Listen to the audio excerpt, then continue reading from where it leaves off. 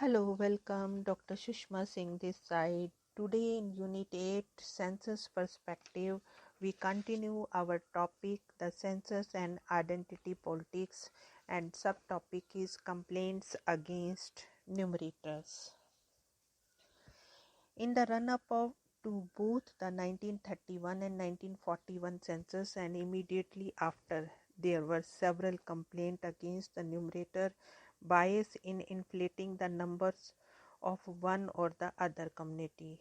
This was by far the largest and potentially most violent issue around which mobilization took place.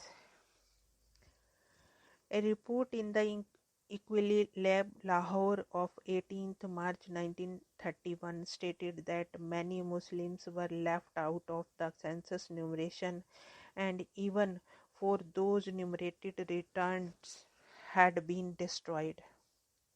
In Moga, many Muslim streets were left out, especially surrounding the Jama Masjid. Despite the fact the people stayed up till midnight waiting for the numerators. Sweepers and chamars had also been returned as Hindu and Sikh, while those who called themselves Dharmis had been mistreated. A letter from the Hindu Census Committee, Ludhiana, protested against the irregular conduct of the census by a census operation overwhelmingly packed up with Muslims, which resulted in decreasing the number of Hindus and offered to pay for a fresh census. Intelligence Bureau reports for February and March 1941 show increasing agitation over the issue, apparently in the Bengal at the secret meeting of the Muslim Central Census Board on February 8th. It was decided to hold a census week for propaganda purposes. In the Punjab, there was a report on the attempt to burn down a Gurdwara in a village in Gujranwal.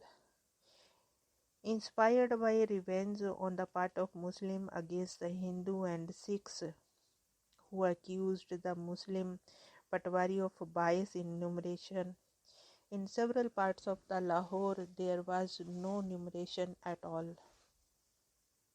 The Muslim League complained that the Hindu Mahasabha had been successful in influencing the census at least to some degree in Bengal, as shown by a statement issued by the All Bengal Hindu Mahasabha Census Board on 5th March 1941, which thanked the thousands of numerator supervisors and voluntary census workers who ungrudgingly offered their services and worked hard day and night for the enumeration of the Hindu strength. One of the demands made in deputation to the Home Member Reginald Maxwell by MSNA and Bhai Permanand was that Hindu and Muslim numerators have their work checked by supervisors of the opposite religion.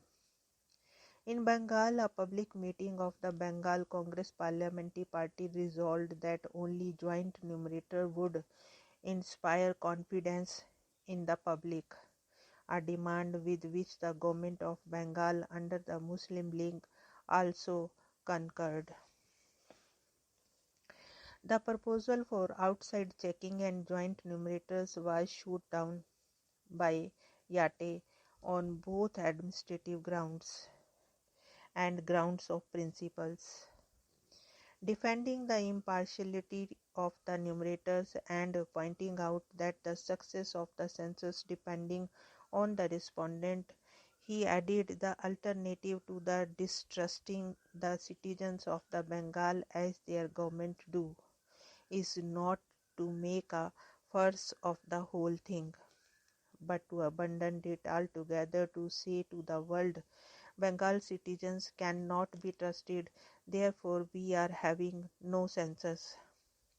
In both 1931 and 41, without giving in to demand for outside interference in the census authorities did try to ensure that as far as possible the numerators were from the same community as the bulk of those they enumerated. While for the special cases, for example, Assam, Bengal and Punjab, independent numerators and census superintendents were preferred. Europeans were inevitably seen as the best choice for the latter. Language was yet another issue. For example, in Ganjam in 1931, where tension over the percentage of Oriya and Telugu speakers was high. There were petitions by the different groups asking to be recognized either as Oriyas or Telugus. One Rao Sahib and Ramamurthy, president of the Ganjam Defence League, pointed out that the 1901 census had yielded the exceptionally high percentage of Oriya speakers, possibly because the numerators were mostly Oriya, and had entered as Oriya speakers all those who answered questions in Oriya, coupled with the fact that school fees for Oriyas were about half what they were for Telugus and others. But here too a request for inspection of return by outsiders was refused, while that of appointing a neutral officer acceded to. To summarize, the use of cultural classification by which to measure the population had been subtly dangerous, and consequently the census had been a source of intense politicking, often with the negative effects. Although only caste has been singled out as having negative consequences for democracy and therefore not counted, as we have seen above, religious returns have been equally controversial. In the 2001 census, once again there was controversy in Jharkhand, with the RSS demanding that Adivasis be counted as Hindu and Adivasi leaders asking for their own religion to be recognized. The 2001 census data on religion, showing a high Muslim growth rate compared to the Hindu ones, was picked up by the RSS to claim that the Muslims were growing at the expense of Hindus. The figures were eventually found to be wrong, not having taken into account the lack of earlier censuses in Jammu and Kashmir and Assam. Here we want to close this lecture. Thanks for